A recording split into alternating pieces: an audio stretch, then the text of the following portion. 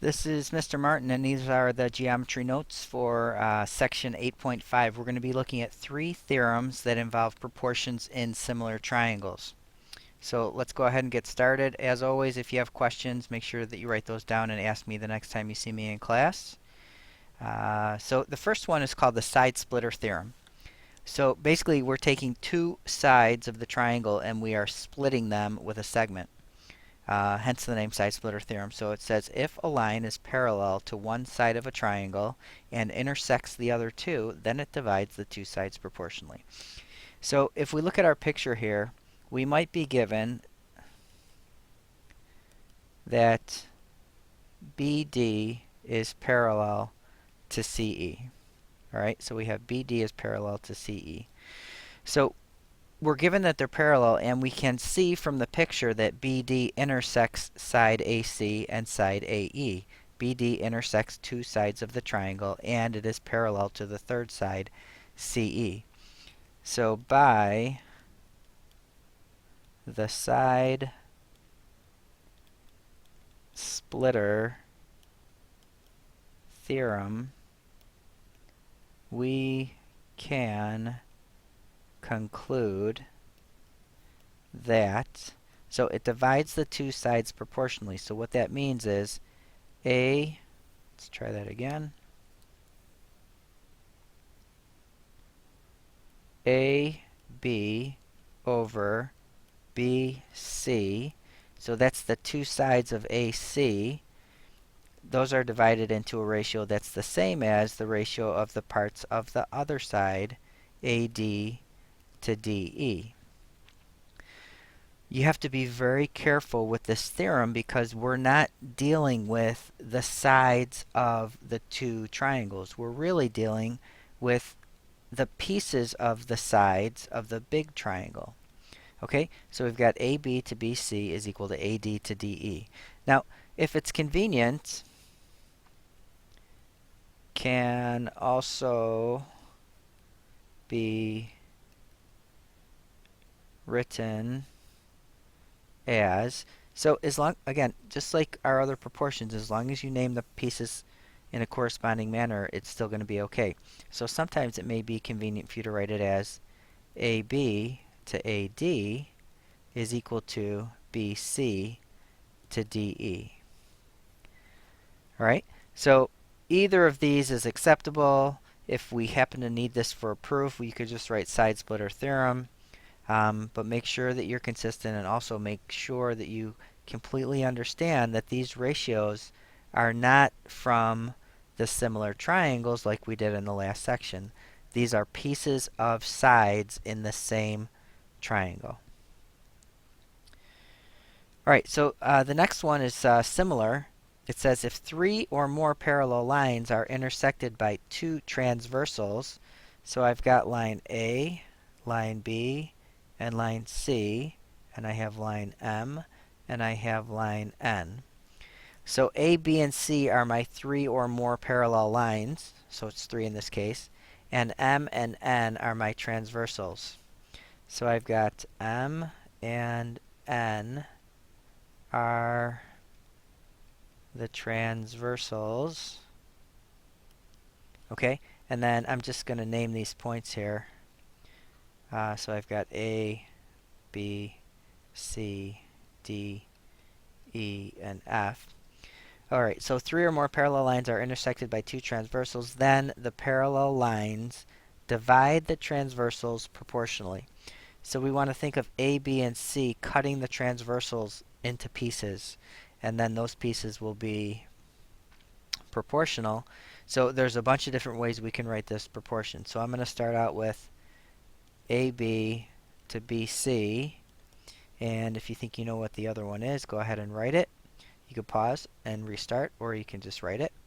Is going to be equal to DE to EF. So this is one way that we could write the proportions based on this theorem. Or I could do the corresponding pieces that are across from each other. I could do AB to DE, and that would be equal to BC to EF. Or I could look at the larger pieces and the smaller pieces. So I could do something like AC to AB and DF to DE. Right, so there's a whole bunch of others that you could write. If you want to try a few more and check those when you see me in class, feel free to do that. But this theorem really, there's a whole bunch of different options for writing the proportion. And most of the time we'll use this to solve algebraic type problems. But once in a while you might use it in a proof. All right, moving on to the next, the third of the three theorems. It's called the angle bisector theorem. So if a ray bisects an angle of a triangle, then it divides the opposite side into segments that are proportional to the adjacent sides. So here's my angle bisector, so I know that these two are congruent. And you can see that this ray is dividing GI into two pieces, GH and IH. Okay, so when the pieces that this picture matches with in the theorem, so we've got the ray, that's ray FH. Okay, and it divides the opposite side into segments, so the segments of the opposite side are GH and HI, and the adjacent sides are the other two sides of the triangle, so the adjacent sides are FG and FI. So these are all the segments that we're talking about. So this side that the ray goes through is divided into two pieces, and these two pieces are in the same ratio as the other two sides. So the way we can write this is that GH over HI is going to be equal to FG over FI. Okay, so the two pieces of the side of the triangle that the ray goes through is equal to the ratio of the other two sides of the triangle. All right, and again, this is based solely on how we've stated the theorem, but we could also write it, you could think about this ray splitting the triangle into a top half and a bottom half, and the ratio of the two pieces of the top half would also be equal to the ratio of the two pieces of the bottom half. So we could write it as GH over FG, so GH over FG, and that would be equal to HI over FI. So HI over FI. Alright, this one's entirely acceptable. Again, as long as you name these in the corresponding order, it's fine. This one is strictly based on the theorem. This is just a variation of it that would also work. Alright, so that's our three theorems. Let's give them a shot and see how we can do. So I mentioned this before, but you really have to be careful. The side splitter theorem doesn't use complete sides of similar triangles. But in this problem, we're going to have to use the side splitter theorem, and we're also going to have to use corresponding parts of similar triangles. Because I've got this little triangle up at the top. I've got this triangle over here. And I also have the large triangle. So I'm really dealing with two different things at the same time. I've got the similar triangles, and I'm using the side splitter theorem. So let's go ahead and start solving for x. So again, the ratio that you write really doesn't matter as long as you're consistent. So I'm going to do 5 over 2. So that's the top part of the segment on the left to the bottom part of the segment on the left is equal to 7 over x. So I've got that 5x is equal to 14, and x is equal to 14/5. Fractions are going to be fine. Now, y is a complete side of the big green highlighted triangle. So for this, I'm going to have to use ratios of the corresponding sides of the similar triangles. So for this one, if I do 5 on the yellow triangle, the side that matches with on the green triangle is 5 plus 2, or 7. Okay, this is 5 plus 2. and then it's going to be equal to 7, and then the whole big side on the left is 7 plus x. Okay, so now we need to solve this, so we need to cross multiply. So I've got 5 times 7 plus x is equal to 7 times 7, which is 49. I'm going to distribute here, so I have 35 plus 5x is equal to 49. Subtract 35 from both sides, so I get 5x is equal to 14, and then x again is equal to 14/5. So it just happens that they're the same, or I made a mistake that I'm not seeing right now, and you can correct me when you see me in class. Oh, yeah, I see what I did. Okay.